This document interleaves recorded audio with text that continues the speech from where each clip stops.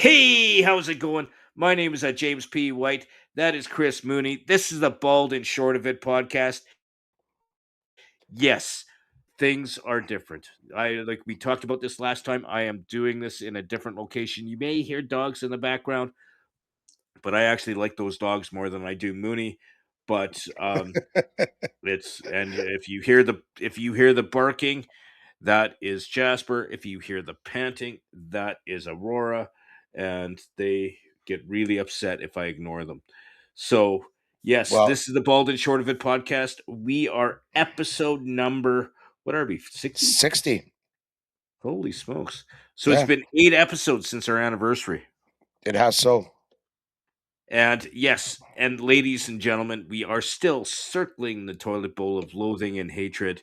And speaking of hatred, this is my buddy Chris Mooney, who, yes, I do hate, like in, but but in a fun way. I don't know if you could hate someone in a fun way.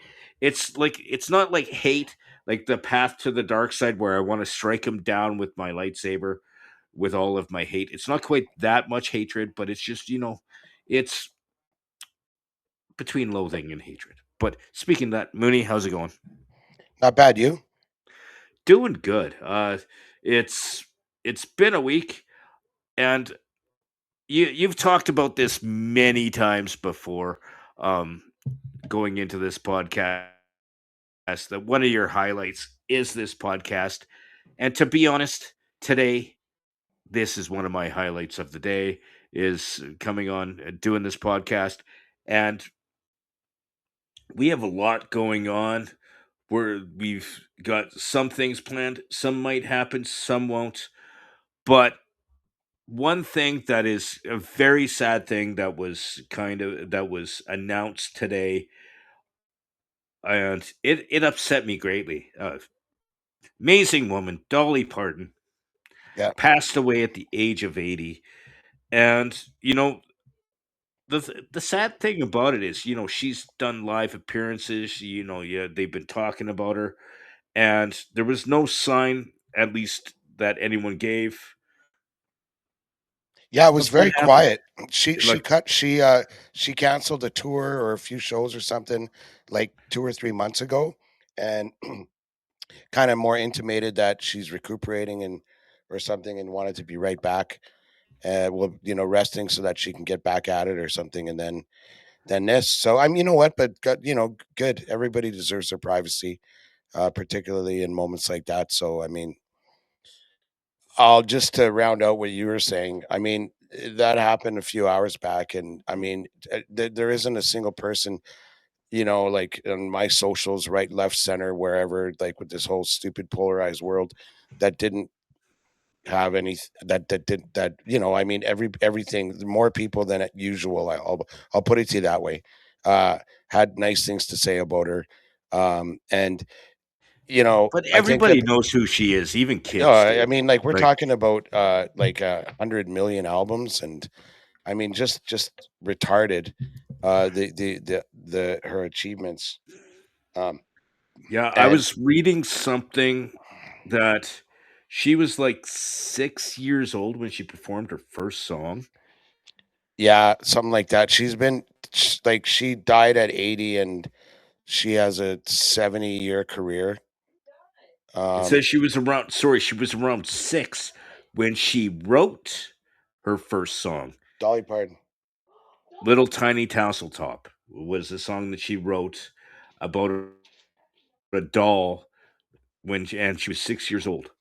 Yeah, and like such undeniable talent that like it's kind of like Michael Jackson, where like the talent is so glaringly obvious that even as a kid that had to be put in front of people. But I think uh, we've sadly had to do this here on this platform anyway for like lots of fantastic artists, and a lot of times I think even last week, we said, oh, it was a good run.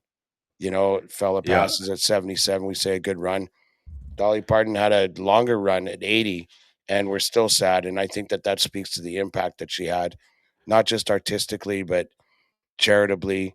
Um, Uh, Like, she's done movies, she's yeah, I been mean, the her in approach to life with TV. the humility and the grace and the humor, and I like anybody who's ever seen her in the public eye.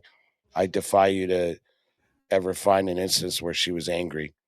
Yeah, And I don't think I've ever seen a picture of her with a frown on her face. yeah, and I mean, like one thing that was this is something I read about quite some time ago, so not really uh I mean, but it's apropos with her passing, but that I read about a while ago, and I just shook my head about how impactful her actions were and how giving she was in that like her imagination library where she ships books out to kids um Yeah, to read and to get them reading at a young age, and even if you don't have money, it's free. It's literally it's like remember Columbia House when we were kids and they'd send you cassettes, except yeah, that, she they said had you books. had to pay them. This is like it's free. If you're qualified, you sign up. Yeah, And and, because I was listening to the radio today, because everybody was talking about radio, TV, and they were talking about that about sending books, and one of the mhm. announcers said that she used to get books from Dolly Parton, her that program. Yeah, and it goes back to her roots. I mean, so does her humility, obviously, um, but her pop, like even as an adult, I mean, he's 13 siblings. I mean, that was a hard life.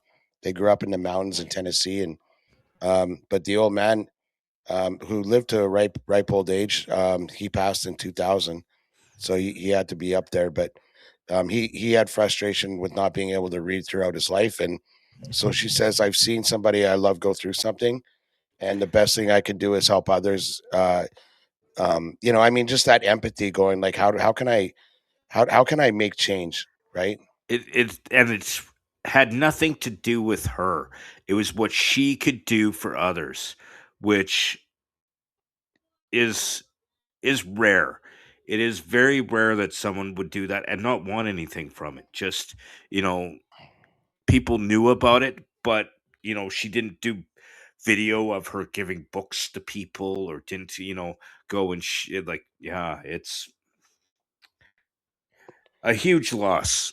You know what? Let's you know do a cheers to Dolly Parton. A huge To loss to the Dolly, world, to Dolly. to Dolly, God bless her. Now that we did a salute to Dolly, let's talk about what we're drinking. Um, Mooney. I Well, we had some technical issues earlier. I just finished the heel of this Dewar's 12-year-old Oh, you got the Scotch. Duas. Yeah, it's the Dewar's. I just finished it, and I had about I had about this much this much left because while you were over on on Friday with the boys, and They're so I brought reinforcements. it's it's funny if those of you who don't know who we are and who we hang out with, we hang out with a lot of people that drink, and we love drinking booze, and it actually tastes better. I don't know if you know this, but booze actually tastes better when somebody else has bought it. And so when we go to each other's houses or someone brings booze, everybody needs to taste. Everybody needs to try it. And Yeah, it's just how we are. And it was a good night because I was cozy. yeah, when Cozy was down. And My friend visiting from my brother visiting from Japan, brother in my yeah, yeah, fraternity, and he brought ample amounts of sake for the boys, and of course there was some Irish that I got for my birthday from friend of the podcast, Johnny. Um, I the only time I it's funny you mentioned that, and everybody bring booze, and everybody wants to taste is like when someone else brings it because I don't want to impose. oh yeah. Like Yeah, even like when you brought that Macallan, McAllen. yeah. Yeah, but me and Bayrock were both very disappointed in you. a friend of the podcast, Bayrak. Acquaintance of the podcast. Oh yeah, acquaintance. We were both very disappointed in you. I had a 15-year McKellen, and you put ice in that, and that's That's how I blasphemy. enjoy it. I mean, That's blasphemy to a really good whiskey. Like, if you're gonna do it, put it in a chilled glass, maybe chill the whiskey. or like an Don't ice, put like ice. a big ice cube or something that it doesn't get No, lost. no, okay, and this is coming from a guy that I'm drinking um Johnny Walker Red, and I've got a bunch of Yeah, ice so going on. like But I, but but Johnny Walker Red isn't a McKellen, isn't a McKellen 15. Come on. no, but Just saying. like that's how I enjoy it. I mean, I'm sorry. It's I it's like You want me to I apologize for who I am? Because if we want to play that game, you and I could be here for an hour. no, I don't want you to apologize. Just, would like it if maybe you'd make changes. And life changes are a very important thing in life. And we all need them. And Hmm. I'm just saying, for us as your friends to not make fun of you, fix yourself. It sounds more like you're not making fun of me. You're making demands, saying conditions. We'll continue being your Fix friend if yourself. you fix yourself. Oh my God. Conditions, demands. But You should see. Speaking of changes and things like that, I don't want to get too much into it or make you uncomfortable because you're in the new place. Not new, but you're a trial situation. Can I ask you before we get into that if you could turn off the blind or the blinds behind you if they can close them or something? they are closed as much as they Oh, can be. But okay, fair enough. you Whatever. froze there for a minute. Oh, I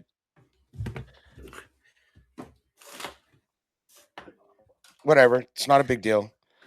How long? So when did you undertake this new thing? To what new thing? Well, where you are, your new place. You Moved can in this disclose weekend. who you're with, or you know. No, we talked about it. We talked about it on the previous podcast. Mhm. I want weekly updates. How's it going? It's going good. I'm the sun will shift. I think the Oh, sun I is know. I'm just not on worried a about it. weird I just angle. thought since we're on the But topic, I wouldn't have said it otherwise. Not a big deal. but yeah, no, it's going good. The commute has been a little bit of a challenge, but not in the way that because of the construction that happened yesterday dealing with the transit. That's what I actually wrote into the prep. So good segue. They had, which the city of Edmonton should know better. They're jackasses. We say that Like every episode. they're total jackasses. Like, why in God's green earth would you shut down one part of the train on a weekday where where they actually want everybody to use transit? That's how they're setting up this bloody city, is to use transit for everything. And then, hey, let's shut off a segment of the transit so that people that are going to work take an extra 45 frickin' minutes. I'm Yeah. sorry, that is the dumbest. Like, I was like, me getting to work yesterday in comparison to me getting to work today, it was almost an hour different. I got there an hour earlier today than I did yesterday.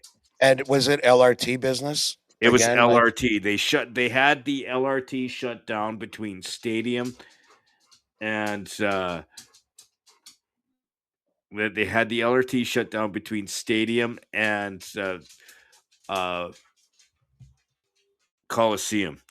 So you had to get off at you had to get off at Stadium, take a bus to the Coliseum, and then continue the rest of your way on train on the other side at Coliseum. hmm. And they had few of the transfer buses, and then they added an extra, like they had less trains going. It was a total gong show. Like it added an hour for me to get there, and added an hour and a no, almost 2 hours coming back because of all the traffic. Wow. So But it was just for totally, that one day? Was it just a but it one-off, but it or was was it all weekend. It was they had like more of the so it train was shut off over the scheduled weekend. whatever, right? Yeah, but then they had um on like going from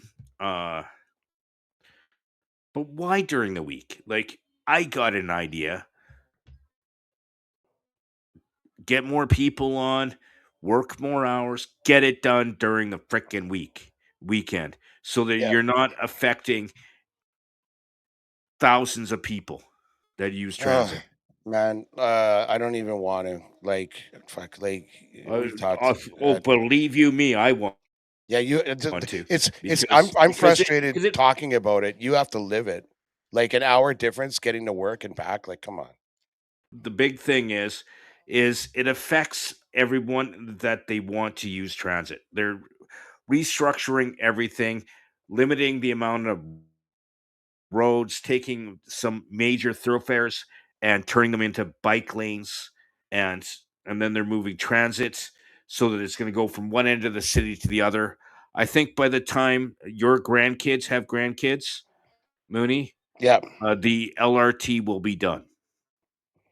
Yeah, and by then it'll be obsolete because the Boring Company can, Elon Musk's Boring Company can, like, just, build tunnels and have Teslas without any impact. Like, I don't know. Who knows? We don't have a crystal ball. I don't want to get into that, but But it's like anything or by then silly. it's going to be flying cars. Like Yeah, by the time they're done, we're going to have flying cars, and I'm going to have my Night Rider, and then yeah. Was that from Back to the Future? Where we're going, we don't need something. I don't know. yeah, Yeah, where we're going roads. Where we're that's it. going, we Yeah, don't need roads. yeah. And I saw that I think LA is doing a air taxi. That Like, would be fantastic. it's a thing. I don't know how you regulate that at all. I mean, it's one thing in the water. Um, like on my boat, I have my captain's license or whatever, and I'm on the water, and I know that but You it's a actually have your boat's license? yeah, yeah, I do. It's a flat plane, so you either go right or left. You don't go up or down. But if you have like millions of people going up and down and right or left, that just gets that's too fucky. Like on the water, even if it's crowded, um, you know, uh, if if you're this is actually in the captain's lessons they teach you and whatever. If you're on a boat and you're in the water and there's another boat coming directly towards you, you both yield right.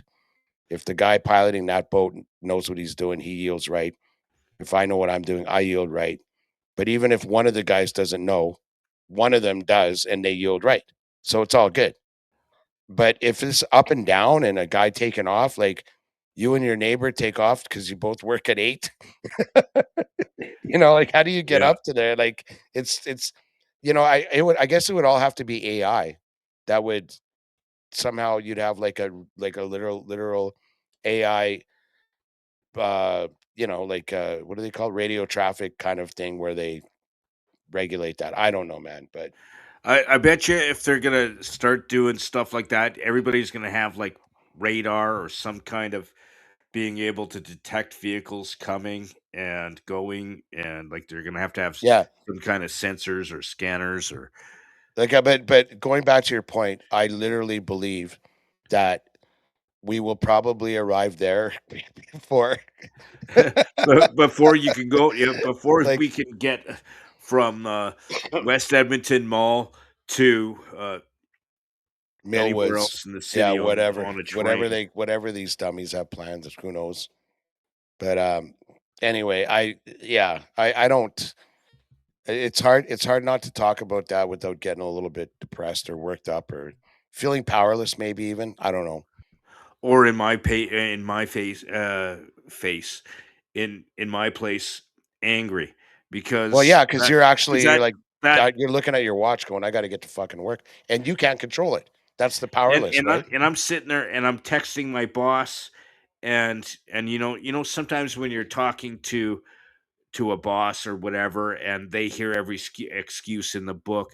Oh, my bus is late. My dog ate my homework, whatever. I'm not the guy. I'm never the guy that's late for work. I'm usually the guy that is there. Like where I work now, usually I'm standing outside the office waiting for my boss to come in to open the office. And when I'm not sitting out front, he goes either A, he's sick, or B, transit, Yeah, or C, he's doing something for the decos. Um, and like so, at least there's an understanding there. Like especially where you are, you're out by Belvedere Station, so and I'm the only one that never is late. yeah, But if I am late, I'm texting him, "Hey, I thought I was going to be there by 8:30. It's not going that way. I thought they were only adding 20 minutes, but they're added 45. So FML." Um, And then I come in and I still feel bad. And I'm like, "Hey, boss, I'm sorry I'm late. I did my best." Uh, yeah, and when that happens and I am late, yeah. yes, that's an excuse, but I should have been there on time. I should have, you start second guessing and going, I should have maybe left an hour earlier. Or There's could you only so imagine? many things a fella can control, Yeah, and it's kind of like, well, what the fuck is a fella supposed to do?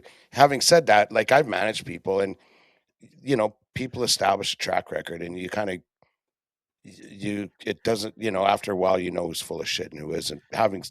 You know what I mean? Like, but overall, it's particularly when we're talking about things like that. Yeah, and actually, that leads me to another topic. Um, Workplace stuff, and I'm thinking particularly, um, and this is actually a pre-COVID thing. Okay, okay. where like when I grew up, and I know I don't even have to ask you. I know I don't I've never met your dad. I never had the pleasure, but I know enough from what you talking about him that growing up, my mom stayed at home for all of the years that she needed to, and my dad would drive to work. So you'd see Pop in the morning, usually before he went to school, taking off to work, and then you'd see him, when he came home for dinner. And Yeah, throughout all of that time, okay, so we're talking, God, like 20 years. No, well, I'll be fair. I'll be like conservative and say like 16 years. I think I remember my dad not showing up or having to take a sick day like twice, right? So like in all of those 16 years, maybe my dad stayed home from work because he was sick twice. Okay. And there's yeah, no way in those 16 years that a fella didn't have a cold or even like some malady that, like could be reasonably forgiven, because the guy was sick. And even before COVID, this whole, I don't want to give it to anybody. I feel a little bad. I don't want to give it to anybody. but the Like, thing is though is a lot of the workplaces now. And I've talked to many people that are like in government or union jobs or something like that. If you have the sniffles, they don't want you. yeah, I mean, I'm talking pre-COVID, okay? So Yeah, let's okay. pretend like it's not COVID, okay? Listen to me when I say this.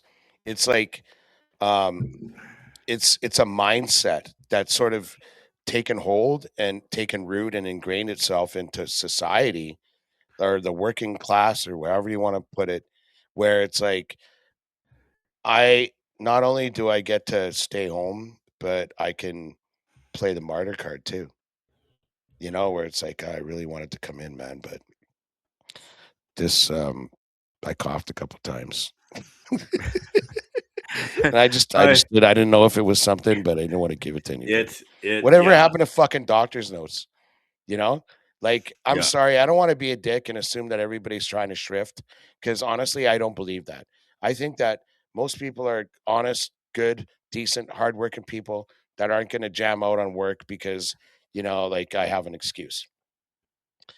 But this mentality, this ethos where it's like, like I really want to come in, but I just don't want to hurt anybody.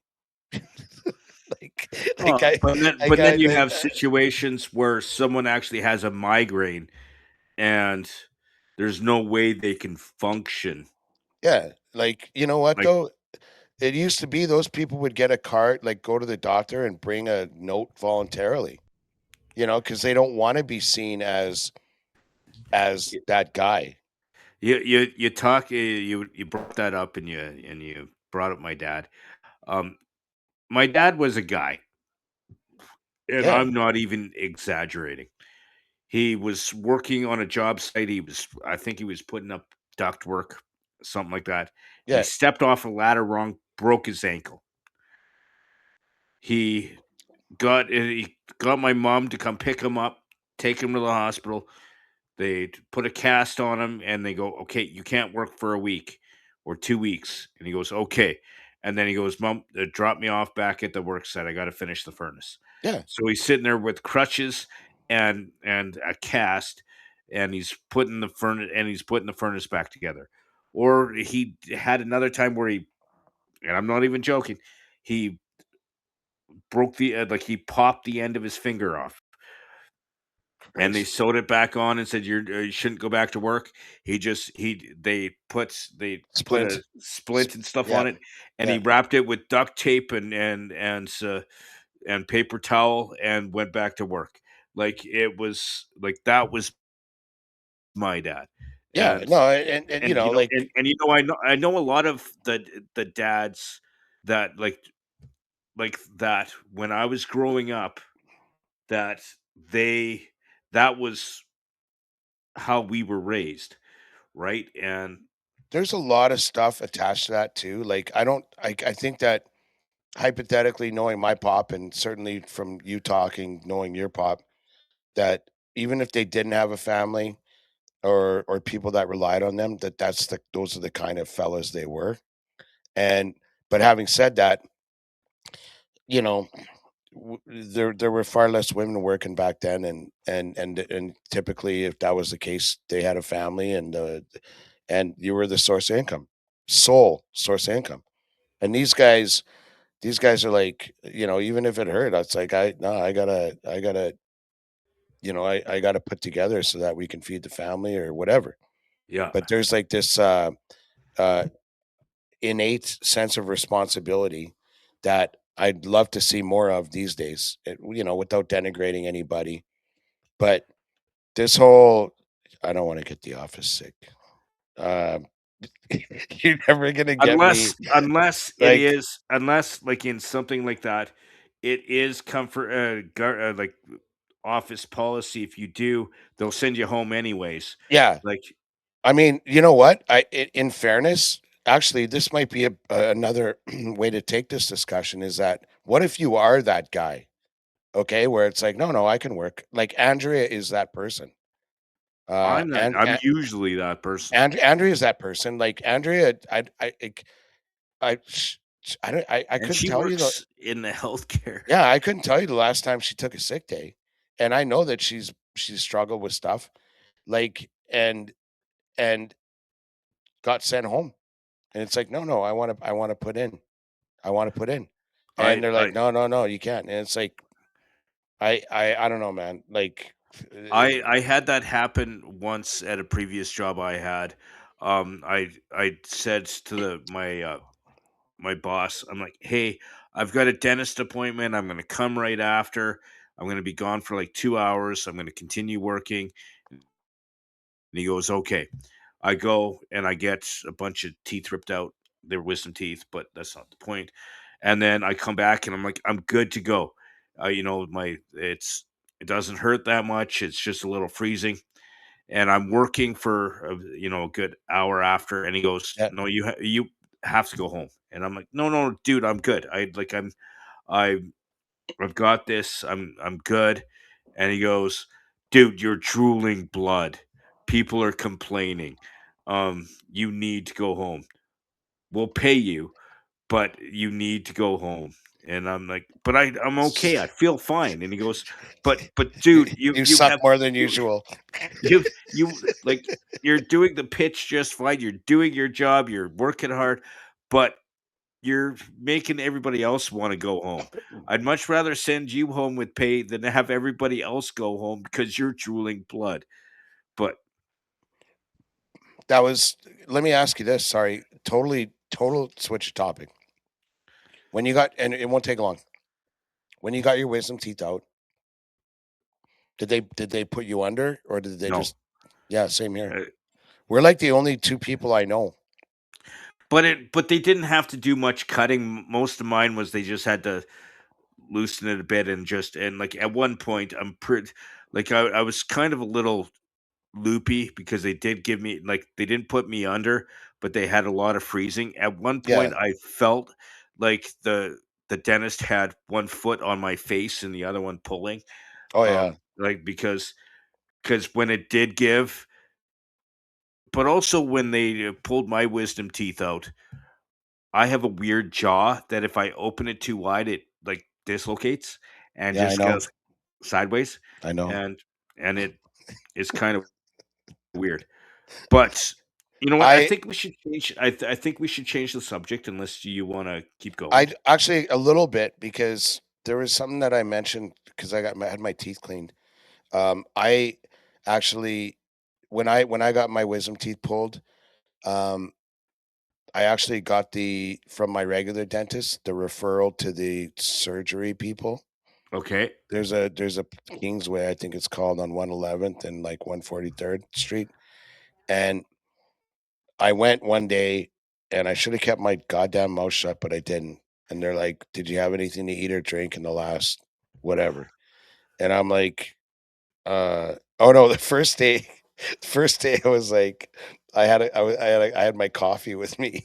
They're like, "We can't take you," and I'm like, "Are you serious?"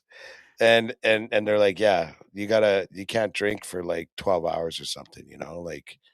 And then I came back like 2 weeks later, and they're like, so, and I like, well, I had like water before I went to bed, but I didn't eat since after supper, like at 6.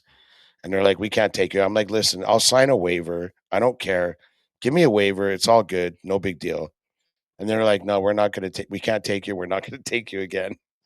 So my dentist is like, "Looks like I got to do the heavy lifting," and he had to take out all my wisdom teeth, and one of them was impacted, so they had to drill it out and all the pieces and the whatnot. Oh yeah.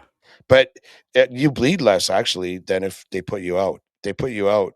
There's something about your muscles relax and the blood flows or something. I don't know. But I have a story, but it has absolutely nothing to do with uh, Oh, having teeth pulled out. yeah. Um, Before you get into that story, I wanted to. No, If you're, are you no. changing But the subject? I'm kind of changing the subject, but I'm killing, putting a break in. I've already Okay. marked it. Okay, because I'm gonna move my stuff so the sun isn't right behind me, so that we can actually Okay. see That was something. at 54. I have it marked at Yeah, yeah, you got it. Oh, you can see the clock too. Okay. yes, because I just want to shift things so that the sun isn't right behind me.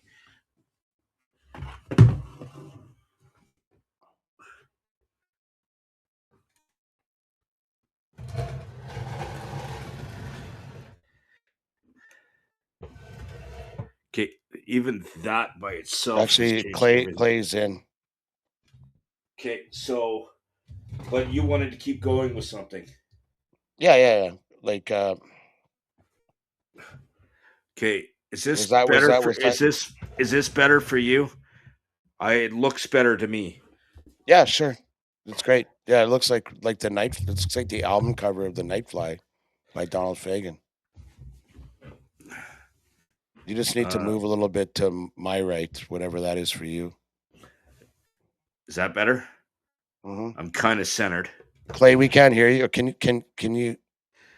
Yeah, don't worry. You're not on the stage. I'm sure we'll hear you when we make you live. It's all good. We had to take like a minute break because Jimmy had to reorganize himself on account of the light. You can hear us though, right? Thumbs up. Okay. When we're ready for you, just sit tight. Okay, Um, so we're I look better now. yeah. So you'll post this, post produce whatever. Yeah, this is gonna be another. So what's the time now? 56. 56. Okay. Okay. So you want me So to get back into it? keep going with what you did, and then but let's get into Clay as soon as. Yeah. So we want to end this soon. You can do the switching gears or with your little line or whatever. Yeah, as soon as you're done. Yeah. But anyway, yeah. Okay. 3, 2, 1. Whatever. The thing that I remember um, with the sitting in the chair with the he takes out the 4 wisdom teeth and how long it took and whatever is that I don't think that I'd be able to handle it today. Like our attention spans evolved so much with the phones and everything that I just like I get squirrely in the chair. Like I was at the dentist um couple 3 weeks ago just getting a cleaning. Let's get into the cleaning in a bit because I have stories on cleaning too. Oh, Um really? Like yes, I well that's like all right. It's all right. Let me finish. okay. And I was probably I think I was in the chair for like a grand total of like 50 minutes and I'm like I want to get up and run away, you know? And then I think like, 20 odd 30 odd years ago I was getting my wisdom teeth pulled and I sat there for like 2 hours. Like how does that happen where your attention But like we've just been conditioned where our but spans it's are not like only garbage. attention span. It's a difference between when they're pulling out your teeth and when they're like they're sanding them and they're doing Oh and yeah, and you can the smell burning and shit. That's pretty gross. and the vibration. Like Yeah. there's a different feel from the pull than a vibration. And Yeah, for there's sure. there's good vibrations and that's not with the cleaning. But I have a quick story before we bring our guest on dealing with the the vibrations. There was one time I was doing my like I was getting my teeth cleaned, Sure. and the hygienist had to wake me up. I fell asleep as she was cleaning my teeth. I was just and I was snoring and then I was drooling and she goes, you're the only person I know that fell asleep during your cleaning, and she's sitting there scraping and doing the grinding, and, like, I'm pretty sure she had a sandblaster in there, and and Dude's and like and you're just like and I'm just totally man, like I sleep soundly. I wish I could do that when they clean my teeth. I'm like, put me out. I just don't want to be here for this. And they have the TV up there, but half the time their hands are in your face. And their then hands usually or their head I because 'cause don't they're like sitting there let me ask looking you this in too. and The last time you had your teeth cleaned and you looked up and they had a TV, was it on the Food Network? Because is that their fucking default? Because I'm looking up there, I'm like, no, I want to watch when they ripped my Sportsnet or teeth out TSN. when they You know, ripped my teeth out, when they that was had too to long ago. They don't do because that. They don't. but when Yeah, I had an abscess tooth, and they did have the Food Network on, and yeah. they pulled a tooth out, and I was and it was horrible. And then they had great recipes on there. There was one for a steak, and I couldn't have solid food for like 2 weeks. And they had all these great recipes on there that I wanted to try, and Yeah, right. and Like I had to eat yogurt and cottage cheese for like 2 weeks. that's where I was gonna go with that after you mentioned it. But like, what do they learn that in school? put the Food Network on when your patients are looking up at the roof. And I'm like, no, man. Like, first of all, I hate that shit. Secondly, like, at least give me something I could like Sportsnet, like Loop.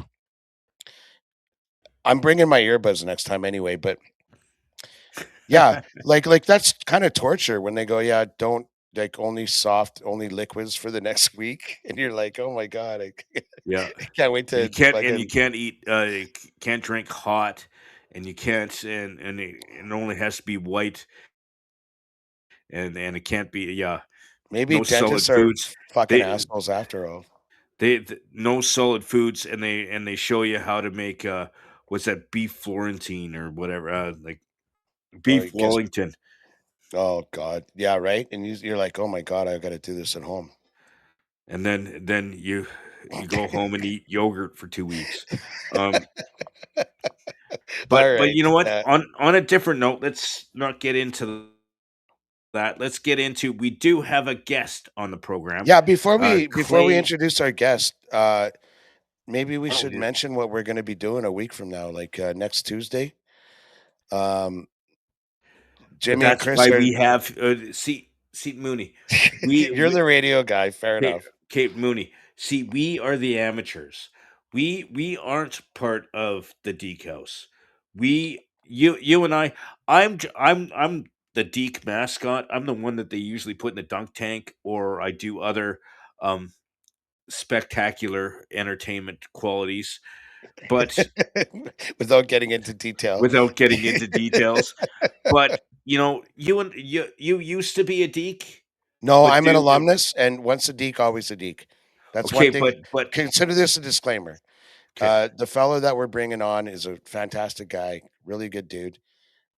He is an active member of the Delta Kappa Epsilon fraternity, Delta Phi chapter here in Edmonton. I am full disclosure an alumnus, and we do support those guys. But there's a reason why. And Jimmy, why don't you introduce him? Okay, so we have. Why don't you introduce him? You actually know him, and then I'll get into the actual interview part Sure, absolutely, yeah. because I am the radio professional and you are the uh, Just the I'm just Deke me. professional. So, Yeah, I'm the talent. uh, Anyway, but yeah, we're really excited to invite like the Rush chairman of Delta Kappa Epsilon, Clay Smith, joining us here today, just to talk to us with fall approaching and everyone going back to school and post secondary getting back going again and all that stuff. We thought the Rush chairman for Delta Kappa Epsilon, Clay Smith, would be a great guy to join us and talk a little bit about what that means to the Delta Phi chapter of Delta Kappa Epsilon fraternity and the broader picture with regards to school and whatnot. Jimmy, how are you doing, Clay? I also know I'm him. doing great. Yeah, I'm an alumnus. Full disclosure. How's the summer been? Summer's been great. I've been back and forth from Edmonton and BC, doing a lot of salmon fishing. I grew up here in Vancouver, so I try to Yeah. spend my summers doing a whole bunch of fishing. Did some summer classes this summer, Oh, good. and yeah, just Well, living yeah, life. and your discipline in school, you're doing forestry related stuff, right? Why don't you tell us about that a little bit? Yeah, for sure. So I'm at the forestry program. I'm going into my third year. I'm super interested in it a lot. I love the outdoors a lot. So fishing, biking, all that stuff. That's my sort of jam. And forestry program has a lot of outdoor opportunities. So when I heard about that at U of A, I was like, okay, I got to get on this. Came on. One of our brothers, one of my pledge brothers, got his master's. He started out in forestry and got his master's in environmental economics. I don't know if you met Gord, but this always happens when Deeks talk. It's like, yeah, right. Yeah. We probably already talked about that over a beer. But Mhm. so you said you've been going back and forth. Have you been working at all? I did work for about 2 or 3 months in Vancouver, just some hardscaping. Hmm. So hauling all sorts of big pieces of rock to landscape this person's yard. Oh yeah, But okay. Nothing all too interesting. I took the last sort of month and a half of summer off just to focus on my summer courses. Oh, good for you. Oh, yeah. Well, as long as you're doing something productive, right? That's what the Yeah, alumni are always telling you. yeah, I was talking to, uh, well, our boy, my son Kieran, um, and he was talking about how he's like really sick of working because your man's putting down like almost 40 hours a week just oh working, yeah, maybe more actually. And and he's like, "Oh man, I hate my job." Like just like ready to like pull the pin kind of thing. And I'm like, man, that totally reminds me of me. It's yeah, like in like when spring's coming and you're in school and you've been grinding for like 8 months, you can't wait to get like work to just get out of campus, get out of the classroom, do stuff. And then when you've got like 4 months of the other, you can't wait to get back to school. absolutely, It's like the yin and yang of a college student, huh? absolutely, Yeah. You know Jimmy Clay, right? yeah, for sure. Yeah, from last For sure. year, and like you met him a few times, and yeah. Jimmy, why don't you get Absolutely. after it? You got any questions or Sure. I've got. So we've already talked about your summer. So what is the Delta Phi chapter of the Delta Kappa Epsilon? The Delta Phi chapter is the chapter at the University of Alberta. We've been around for a long time, over 90 years, I believe. We were founded in 1932, along with a bunch of other frats and sororities at the University of Alberta. And yeah, we're a good group of guys. We like to have fun. We like to hang out, throw parties, support each other academically, and it's just a really nice community. So, with the fact that you are part of Delta Cap Epsilon, what is the benefits of being a Deke? Like you already mentioned, like you guys are a team, you guys help each other out, stuff like that. But what's your favorite part of being a Deke? My favorite part is honestly just it's truly a family to me. Um, I'm not from Edmonton, and I came out for school, so I sort of felt a little lost without a family. But having somewhere where I can go after classes, play some pool with the guys, maybe have a beer or two, it really just give me a sense of wholeness. And having alum like Mooney around also kind of being there because that's also because like Mooney started it out by saying once a Deke always a Deke. So then you have 100%? people that have succeeded in their studies at the U of A. Um, Also being there is probably a great benefit as well. Like I'm not trying to build Mooney's ego, but having that is probably a good thing. No, absolutely. The alumni are really what support the chapter here at University of Alberta and throughout all Duke chapters in Canada and the United States. Um, it's always something from getting good stories from the alumni or even like potential employment opportunities, job connections, connections in your industry. It's super important. And they also help continue the culture and traditions of Delta Kappa Epsilon. Yeah, we see that a lot actually, Clay or Jimmy. The Clay mentioned it. Um, Especially like when there's like internships, like with like specific disciplines like engineering or even the legal profession. Accounting is the same, where you know you met a guy when you were a pledge because he's an alumnus or something, and they go, we have groups that with the media, the social media, looking for an internship or looking for a placement or whatever, and it's really helpful when like it's not just that the guy goes, oh well, he's in my fraternity, so I'll help him out. It's like, no, I actually met that guy at an alumni evening, or we have scotch and cigar events, or we have alumni homecoming events at the house, and yeah, it's yeah, it's a huge benefit, but it's not why. It's just kind of one of those things where it's like I already love these guys, and now they're helping me with my work. you Yeah, know, But for sure.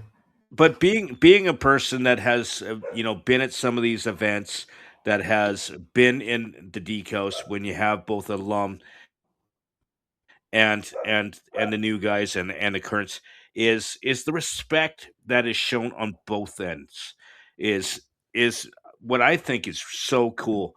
Like, even like a guy that's like 62 like Mooney, and a guy in his 20s like you. um it's really cool seeing the generations uh you know coinciding together, and everybody's treated like brothers.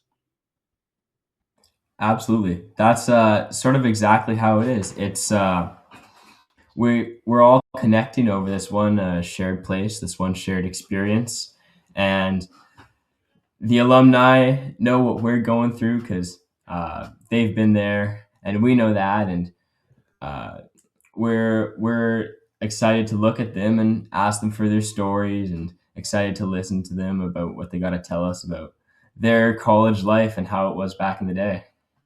So now that we've gone through what being a deek is, what is Rush?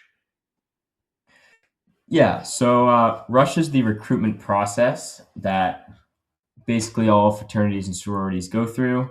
Um, it's sort of starts, it goes hand in hand with the start of school. And what it is a lot of events, a lot of chances to build connection, get people out to stuff, and make connections with guys. And if there's people who are interested in rushing, which is pursuing the process of joining the fraternity, um, then we'll talk to them and we can get them on board. Absolutely. Yeah, and What? and like just to elaborate a little bit on what Clay said, which very well, by the way, is particularly at the Deke House. I mean, we have the biggest house on campus. We own it.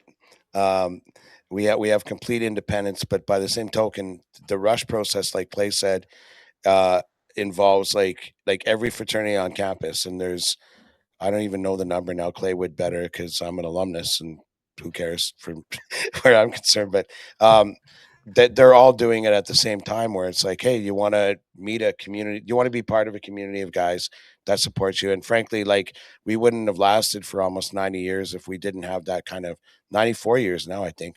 If we didn't have recruitment and we found the right guys to join our outfit and be a part of our thing. And so yeah, it's a universal process. And one of the things, and the point that compelled me to speak about this was that um, when you come to the Deke House, we don't go join Deke. We're the best. Don't check out everybody else. We say check out everybody else and Mhm. meet them, and maybe you'll find your tribe somewhere else. But if you like it over here, we're here, and stay in touch. Whatever. We love the guys that love us off the jump, but by the same token, we never discourage guys from checking everybody else out because every other fraternity is unique. We just think we're the best.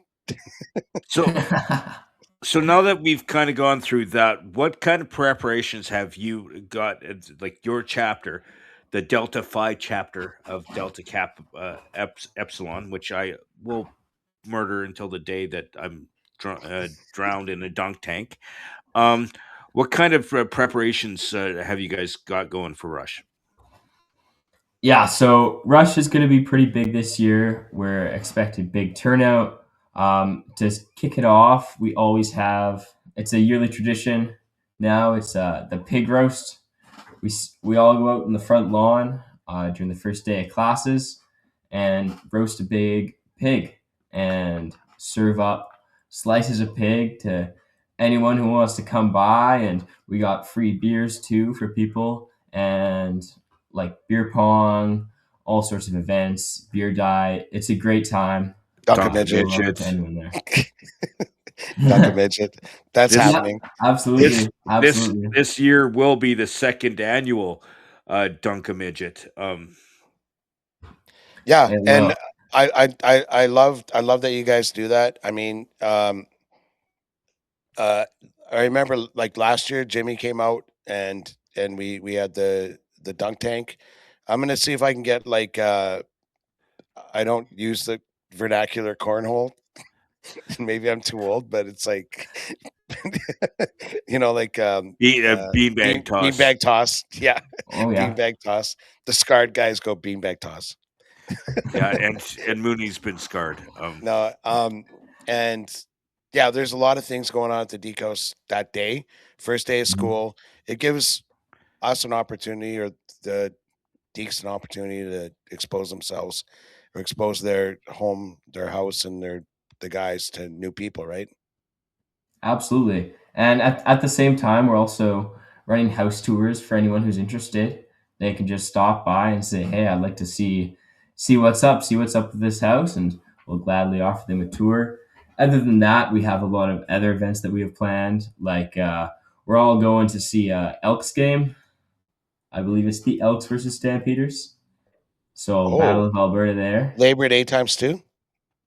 I think so. I think so. I'll have to confirm on that Wasn't that a though. game that we were talking about going to? Yeah, you're right. You're right, Jimmy. But so yeah, I think that would be the Labor Day revenge game. Yeah, they Yeah, call it Yeah. the Labor Day rematch. rematch. There you go. Yes. I Right. love that. That's a great idea, Clay. Like, so you'll have tickets for rushes and Mhm. Absolutely. Yeah, and other than that, we also have other cool events like more casual stuff. I would say like taking some guys out for pitch and putt. We have some pitch and putt booked over at the little golf course nearby. Um, Sweet.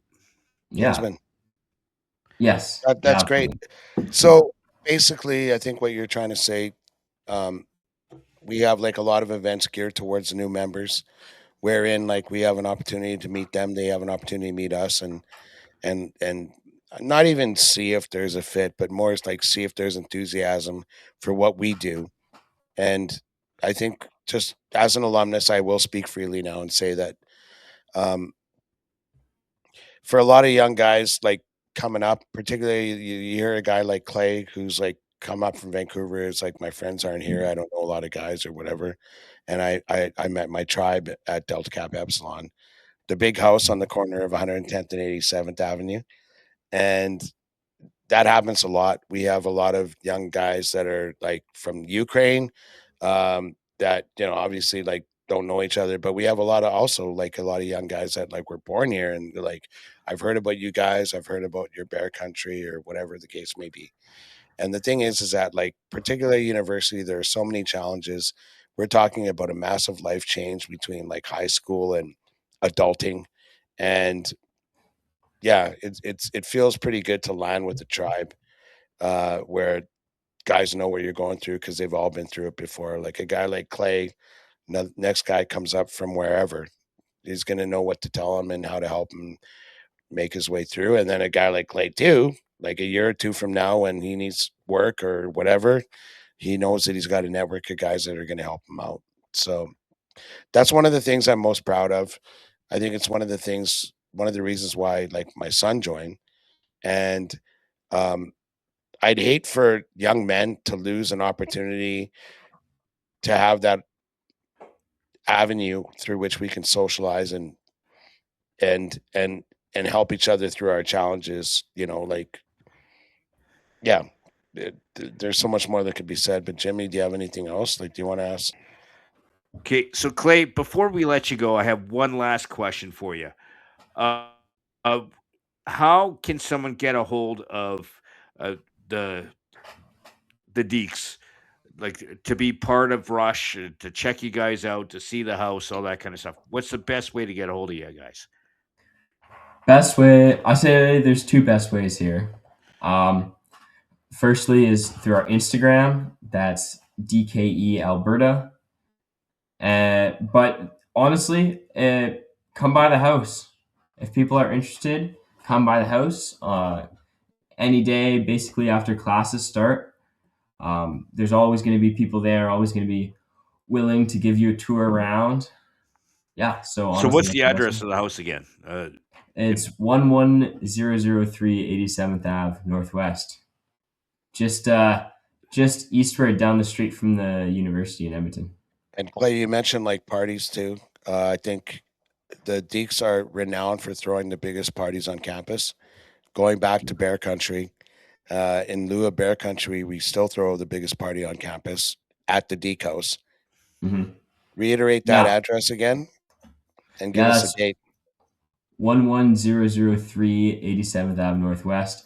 And the first party, or the first Friday after classes start, because classes start on the Tuesday, the first. On the Friday there, that is our big house party, and that one usually gets pretty massive. Like we expect a huge turnout for You're there. talking about the 28th? Oh, no, that's August. You're talking about September 4th? I am talking about September 4th. Yeah. So And on what's going on the Tuesday? That's the pig roast. September Yeah. 1st. Yeah, that's the first day of classes and pig roast And dunk a midget. and Dunkin' Midget. Dunkin' Midget, and beanbag toss Yeah, yeah. and beer pong. We're basically talking about a carnival on the front lawn of a Mhm. house a block away or from campus. Uh, and that's on September 1st, Tuesday, September 1st, followed by a party on September 4th. Now, Clay, I have one question to ask you. Like, as an alumnus, I know that during Rush, typically we have like recurring events where guys watch movies and stuff on the front lawn Mhm. and like have a few beers or whatever. Like, let's be honest, like school doesn't get intense till like what, at least what, fourth week? Yeah, 2-3 weeks in, it Yeah, starts to pick up a little bit, but yeah, yeah. Not that Deeks don't take school seriously. We obviously do. In fact, I'm impressed by how much more you guys take it seriously than a dummy like me did back in my day. But yeah, so do you have any recurring events? Like, yeah, we have our regularly scheduled Monday meetings at 6 p.m. sure. and that's just open to anyone during our rush season. Basically during all of September and most of October, it's open to anyone. All you have to do is show up at the house at 6 p.m. All the info is posted as well on the Instagram, but it's just a good way to introduce yourself and put yourself out there and get to know some of the guys. Take a house tour, see what Deke's all about. Sometimes the first step you take is the best step, right? Absolutely, absolutely. And if there's one thing you could say to like young guys that are thinking of like joining a fraternity and or just entering like the campus life, what would you say to them? I would say be super open. There's people who make the mistake of closing themselves off in the sort of beginning period, but honestly, that first week or two of school, that is the time where everyone's socializing, everyone's going out, everyone's making connections, making friends that'll last them the rest of their lives. So just if there's something that piques your interest, maybe even a little bit, go out to it. And as you said, we the Delta Phi chapter, Delta Cap Epsilon, the Deeks provide ample opportunity for that, don't they? Absolutely, and ample free beer for the rushes. Uh, I love if this. I was going to university, I'd go there just for the free beer. Well done, Clay. You're a good Well, kid. thank you very much for having me. Yes, and we will see you on Tuesday. And Tuesday, September 1st. If you want to dunk a midget, or if you loathe or Jimmy if you like want I to eat, do, if you want to eat like it's a your chance to pig, take a shot. Or if you want to go for a pig roast, or if you want to Yeah, do beanbag or some toss, beer. yeah, it's all Mhm. there. So, Clay, love you, brother. Thanks for showing up. Thank Take you care very of much for yourself. having We'll me. see you next Tuesday. You as well. See ya.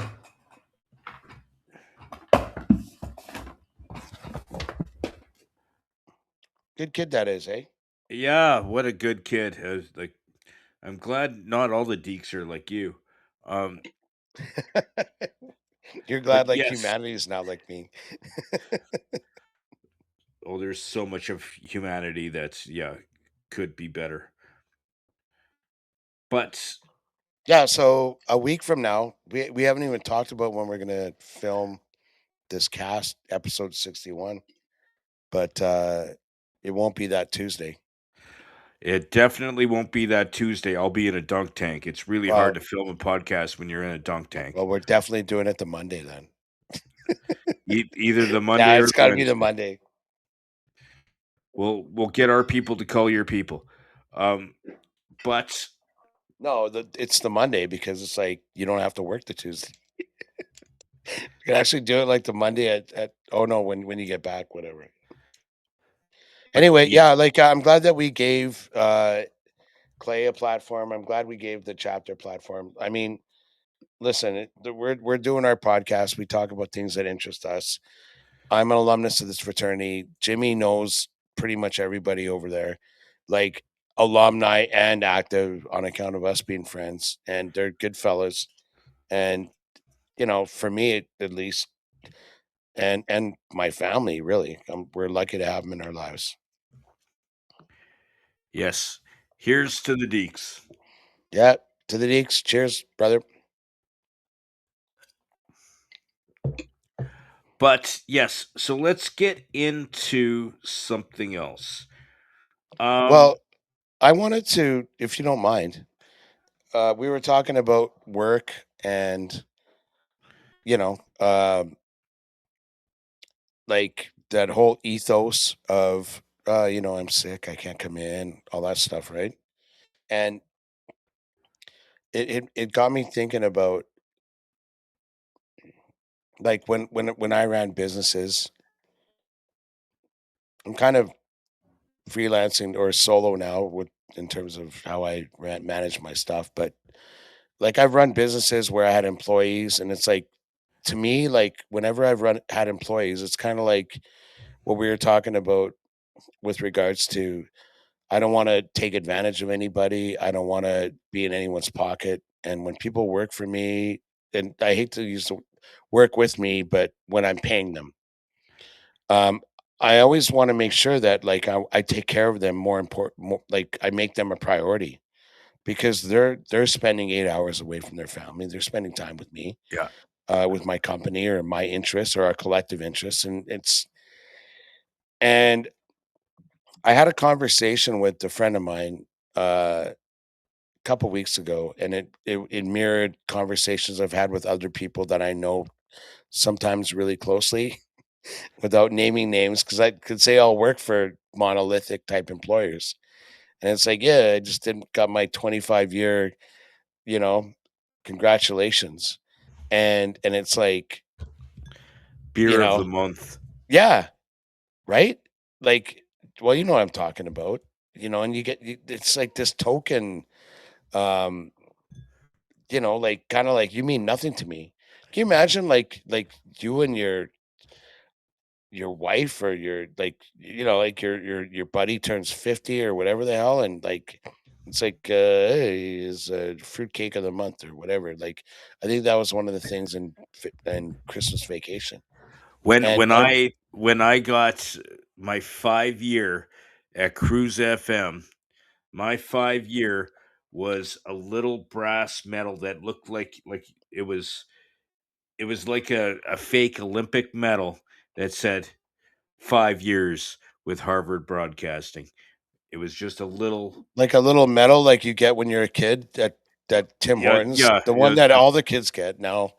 yeah, like the fake Olympic medal. Yeah, I like in real estate, and like I'm a member of a 3,000 plus um like organization of realtors, like like we call it a trade association. And like even when I turned like 25, I got like or 25 years, I got a wood plaque, like um and with my name on it, and they don't have to do that. We're not employees of them. We're just members that paid every year. And I got 30 coming up. Like my 30th, actually my 30th just passed. I should get it next year at the ball. Not that I don't go to those things, but my point is that there's got to be like a legitimate acknowledgement of the fact that, like, especially now, you've been with us so long. You put the time in, you made that commitment to our thing. You know, we've talked about this where it's like you never say my team, you say our team. We're all part of something bigger than us. Let's reward that guy or that lady, you know? And Yeah. I talked to my friend and he's like, "Yeah." And he works for I don't wanna disclose anything out of respect for him. I don't want him to get, which is super sad. Wouldn't it be great if I said, like, this guy got a trip to Mexico, or this guy got, a couple $1,000, or this guy got a gift card for whatever? It's the opposite. He didn't get any of that. It's he got fuck all, and I can't disclose his name, and I can't disclose his employer because his employer will give him shit, and they know who he is because I disclosed his name. Like, that is not how shit is supposed to work. Can we agree? No, 100% it's not. And like even when my time ended at the radio station, like Christmas parties, it went from an extravagant Christmas party to okay, we're doing it in the office to um Yeah. yeah, you can come but you can't bring a spouse. Um I hate that. Like, when did things become transactional? Like, you it's know what I mean? Like, it should it's always it's be the way personal. the world is, where it all becomes So we about forgive it. money. No, think about this. When it comes to the bigger companies, this is the exact explanation of it. If it takes money out of the executive's pocket, if it takes money out of the the shareholders, you're losing it. Yeah. It's going to be the bare minimum. Because a prime example of this that kind of touches on what you're saying is saw just recently, and I'm segueing into something else. That's great. When you and I did the baseball event, we met some lovely ladies from Global. We met Britt Oh, and yeah, like our celebrities, yeah, and Daintree. they were just wonderful people. We were so lucky to meet them, and they gave their time on a Saturday. Good for them. Go on, Jimmy, sorry. And it was just announced today that of a bunch of the people in their office for Global, they kept their jobs, so they still have a job. But a lot of their coworkers that do the back end stuff, like the editing and all that, a That lot of they've them made got friends with over the years too, right? and a lot of them got fired, and they're out of Toronto. And it's same with a lot of global Yeah. offices throughout Canada. And and I saw a post and it kind of made me laugh because they posted it, said, "Hey, we're still here, but a lot of the back end people aren't. We're dealing with them out of Toronto." And someone commented, it's funny how the front end people, the ones that the fans like, that the people that watch the show like, are being let go. But what about all these executives that are getting bonuses, and all these executives that, when they lay off, 200 people, they get 1,000, like 5,000, $100,000 bonus. Like, what about them? Why don't Yeah. some of them get let go? Instead of the front end people that are busting their butts, love their job, and the fans love them. What Right? about Like, that? they're like real people, um, grinding every day, waking up early, presenting that. You know what it's like, Jimmy. And then some guy, you want to talk about Christmas parties. It's like the last year their Christmas party was at like Chili's. It's like The Yeah. Office because the corporate wouldn't give them the budget for it. And but they still had a good time because they went somewhere else and spent their own money because they loved each other. And the same Christmas party next year, the guy that aced those guys that nobody knows, like who's responsible for the budget or whatever, they're gonna be Has a like, brand "Hey," new house and a pool. or we'd like, like it's probably more of a they wouldn't dispatch. like an executive to deal with the colonies of the West, you'll be like, corporate will love me, if I, cut the budget in Edmonton. And Like, then we got he's talking to his wife, he's like, I think I might get promoted. I just shaved 500,000 from the Edmonton budget. And you know what? We might get called out to Ontario, to Toronto, but baby. hey, And instead of cutting back some of the bonuses and some of the, you know, 7 figure, 6 figure, yeah, income that some of the executives are making, hey, let's get rid of people. My favorite story when I was at Bell, and it's a horrible story, was when they you said, laid hang off on, just for clarity, you said Bell. Bell You work for Media. Bell? Oh, okay. Because when I was at the Bear. Oh, okay. Go on. Sorry. And they laid off 250 people.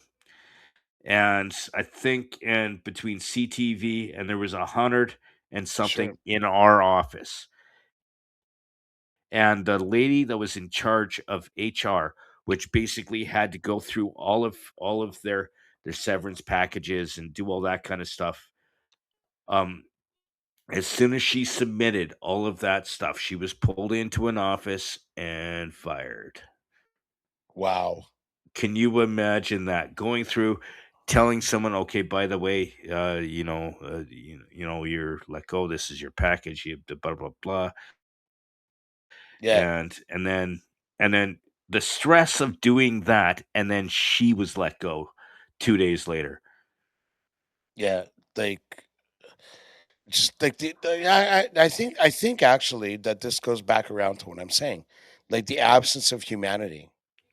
Yeah, And like, the biggest company I ever ran, I had like 200 plus agents, but it's more of a kind of an arm's length thing, but you still have to make sure that everybody feels cared for. Like every plant is watered, if you don't mind the metaphor. And particularly, like, so they're not all employees, they're like agents that sign up for your brokerage. But I had employees, and like, that worked for us, not me, us. And I always what I learned from my parents is like, you take care of people. Um, when my parents retired, um, the bottom line is that there's like people that have been with you for like 30 years, and I don't see it's like we were talking about earlier with with the guy being sick or whatever. It's like there's just this whole trust and hard work and like I said, I have friends that I know and love without using any names because I can't. Where I know with my when I work with my dad for all the years that I did, or when I work for an old school company for all the years that I did, which is the same thing. But like you have your Christmas party, and you do it at a nice place because you want to reward all those people for all the hard work that they did on your behalf because you're a shareholder in the company, and you make sure that they get filled out too, even at your own expense. And you like like, you give them that bonus, and it's going to be like four figures. It's going to be four figures no matter what. And not because they expect it, not because there's some kind of political like, what happened to last year? No, because like we want to, as like coworkers and people that are as invested as you are in our thing, want to reward you for what we're doing together, right? yeah, And to me, I when I hear these stories, it's like just an absolute absence of that. And that's why you see like people moving so often. Like, and I talked on other earlier episodes of this podcast about employee retention and how that's a reflection of what kind of a company that you want to be and what kind of a company that people want to work for. And I would, for anyone listening, I would just say, like, to conclude, when you do a job interview, um, they're not just interviewing you, you should be interviewing them. Research them. See how they're doing with job retention. See how many people get hired and fuck off because they treat people like shit. And by the way, like I'm fundamentally like a libertarian, but I think, like part of that mentality is trust in humanity. Like I trust you to help me along the way, and hopefully you trust me and whatever. Um, Point being though is that like make sure that you're valued wherever you spend a bulk of any sort of bulk of your time. That was a Exactly. rant. Sorry, Jimmy. Uh, I'm used to it, dude. We've been doing this podcast for 130 episodes, but it is technically only like 60. But Sorry, that was like a rant for sure. But I hope you agree with me though. Like no, those no, I, guys d- from Global, I let's do. bring it back around to Global. Like what the fuck? But I do. But the thing is, though, is as soon as big companies like that start putting, you know, faces onto people, then they feel bad, and then it's not about the money for them anymore, and so they won't do that. It's all about the company making money, and you know what? In any business, Yeah, you will do what you can to make money. If there's people that are costing you money, they like that's not bringing anything else in, you're gonna say, see ya. Like yeah. it's life. Like you've owned businesses. You've worked in the industry. You've worked with people, and if Sure. you are costing money at a job, they're gonna go if you don't get your shit together, and that's life. And it's I but just the I thing hate. but the thing is though, when you have something like in the media industry, like with people like Brett, like all these people that we've dealt with that volunteer for events in the media world, and they're worried about their job. Come on, like Yeah. how many events when I worked in radio? Like again, I'm turning it into about me, but how I don't many think so. I don't think so at all, Jimmy. I think that you're an example of that. how many events that I did for free that they didn't pay me for, and I gave my and then they're like, by the way, this is your last day. We needed to save some money. And you only got paid salary, right? Yeah, But then you had a Saturday show. which yes, which actually I had a Saturday and a Sunday show in 5 different markets, but Did they ever pay you extra for that? shit, no. That's how they No. get So away it's with your it. That's how salary, they get like that's how they get away with getting rid of yeah, people. yeah. And so It's media. It's media. But I don't wanna get too much into it. Let's get into something a little bit. I wanna get out of this right now. I wanna get yeah, into like something a yeah, good little because I I'm wanna like get I'm into about to happy. rant again. No I one wanna wants to get be. into Yeah, happy. good. Okay, so I don't know if you know this or not, but this coming Sunday is Alberta Day. If you don't know what Alberta Day is, it's actually the anniversary that we became a province. So Oh my, you are very pro separation, and I am. and there is a lot of events going on in the city of Edmonton this coming Sunday. Um, that is family friendly. There's stuff at the legislation grounds, from petting zoos to um, there's a marketplace. There's uh, a bunch of things going on, but It is Alberta Day. August 30th is the actual anniversary from the what was it called? The Alberta Act. 1905. Yes. So that's actually kind of a big day. Um, if you Wow. think about it. Um.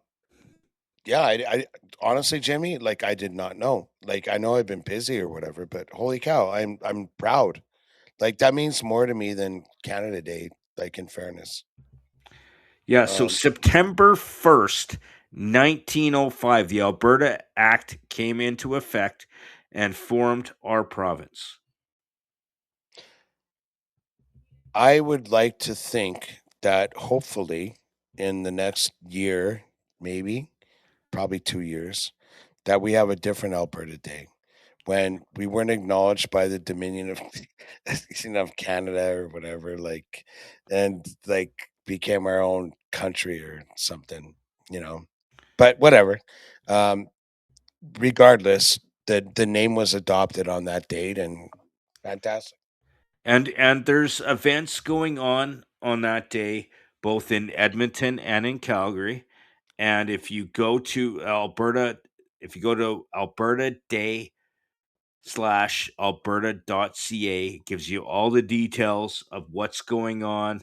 And I think that's pretty cool because Yeah, again, I think so too. Like just acknowledging you're pro separation. I'm just, to be honest, I'm just glad to be in a country where, Albertan. You're glad to but be an Albertan.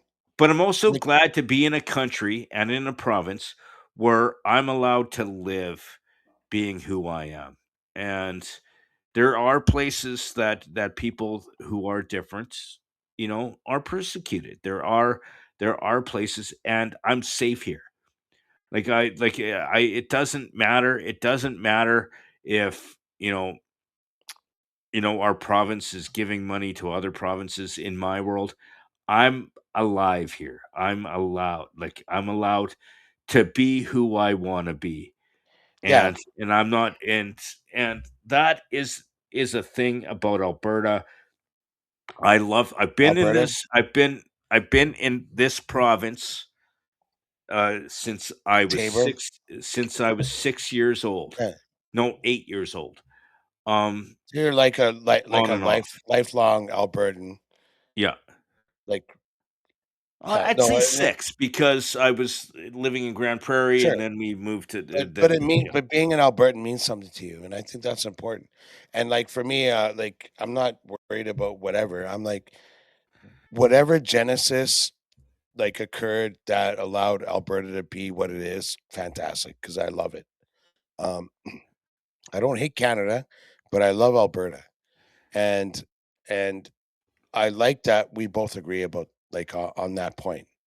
Is that Alberta like we're distinct? Like the hardworking people that like minus the perhaps Canadian monoliths that give you a fruit cake once a month. like but like the guys that work in my shop or your shop or whoever's shop that get filled out because we respect hard work and loyalty. To me that's Alberta. Um and like in case it might be misconstrued where I go, yeah, I hope for a different date. Any date where Alberta becomes a thing, I'll celebrate on account of the fact of what we are. I mean, Christ, Jimmy, like your pop came from Manitoba. He didn't come here for nothing. He came here for opportunity, right? he came here because there was work and Hmm. believe you, Opportunity. there was opportunity. And you know what, he built a life. You can't walk through the town of Tabor without them knowing who my pop was, who my Yeah, and he dad was like the guy that the men wanted to be and the women wanted to marry. and I don't know if that's all true, but Maybe but maybe not back then, but definitely today. but all I know is, if you have a chance this coming Sunday, check out, Alberta Day. There's a bunch of stuff going on at the Ledge grounds, and or just have a moment and just share why you love being an Albertan is is a big thing. Yeah, we're dealing with separate, like people talking about separating and stuff like that, but we're still staying part of Alberta, and Yeah. Alberta is is my home. And And I'll tell you this that like if whatever things that Jimmy's talking about that are going on, like if you meet an Albertan that wants to separate, he won't treat you poorly. he or she won't treat you poorly. They'll want to engage in discussions, and maybe you'll change their mind. Um, and I think that's important. Um, I wanted to talk about. Do you mind, or do you have Okay, more on yeah. your mind? No, we uh talk just start the conversation because when I readjusted my workstation, I moved away from my booze. So I'm just gonna go grab my beer, Oh, but start have at talking. her. Yeah, as long as you got your cans on, you can hear me. Oh, he takes his cans off. This guy. Now, like, dear listener, our beloved partner who has equal merit and perhaps even more than equal merit needs to put his cans on before I can discuss what I wanted to discuss. I when you look at it in post, you'll see like, but what I want to talk about was like Clint Eastwood. Oh, the man's man. Well, you could say that. Clint Eastwood at 96 years old, this past week, uh, retired. Like from Hollywood.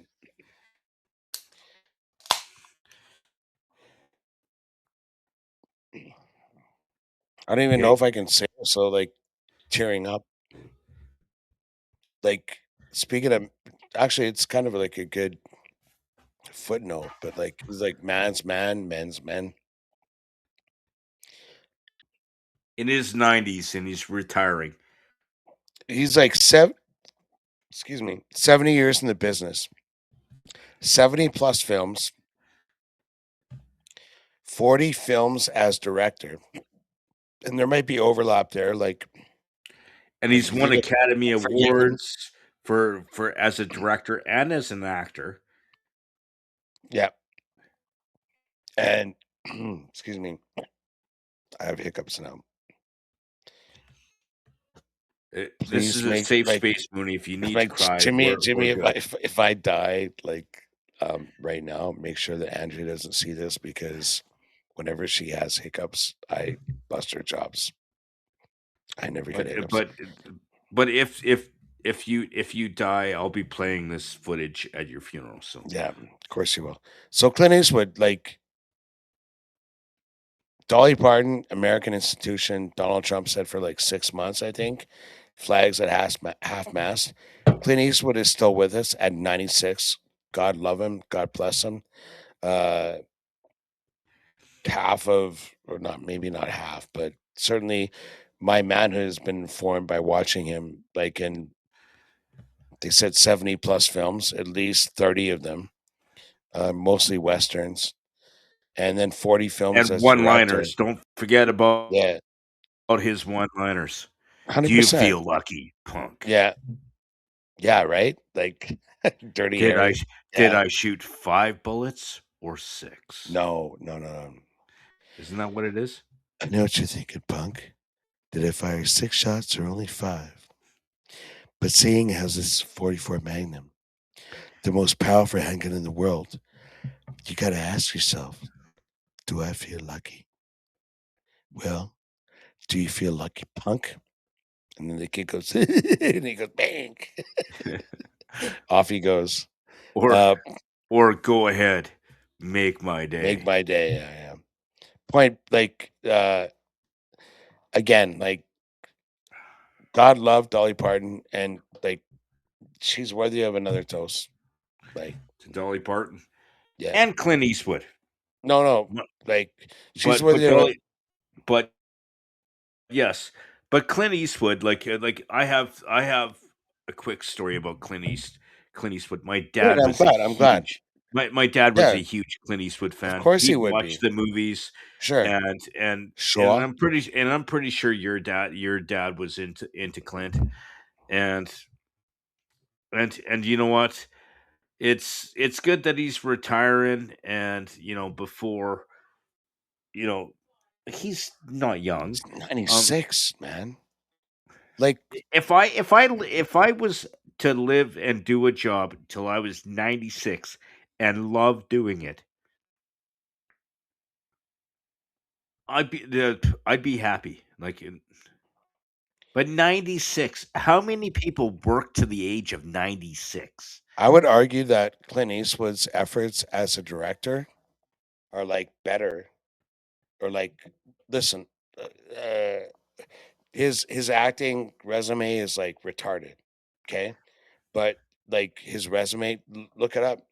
His resume as a director Oh, is like it's insane.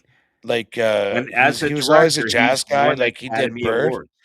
yeah. Like yeah.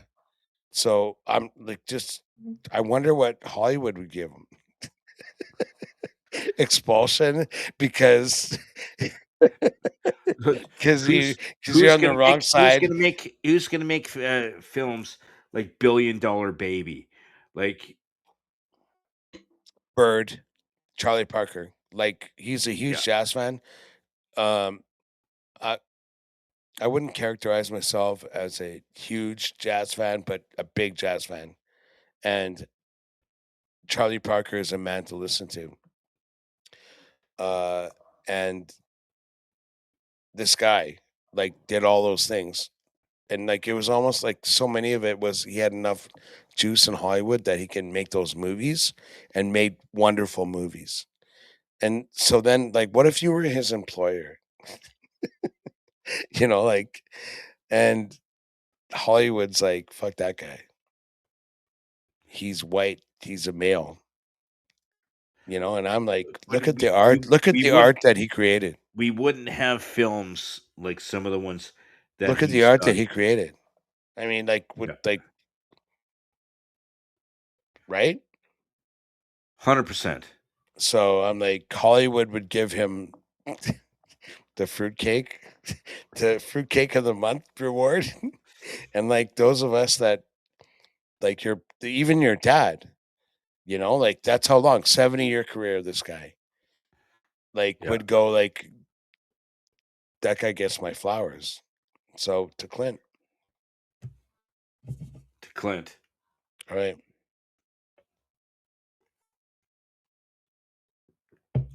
But you know what? We've had a pretty rounded podcast today. We've had a lot of stuff. 100%. I think, unless there's anything else that you want to touch on, I think we pretty much hit everything. No, good talks. Thank you, Clay Smith. Thank you, Delta Cap Epsilon. And stay tuned for Dunk Tank video, which is always entertaining when there's he starts out sober and then he turns into less than sober. Love you, man.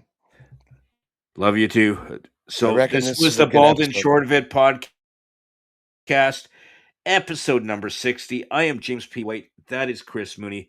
We will see you next time. Circling the toilet bowl.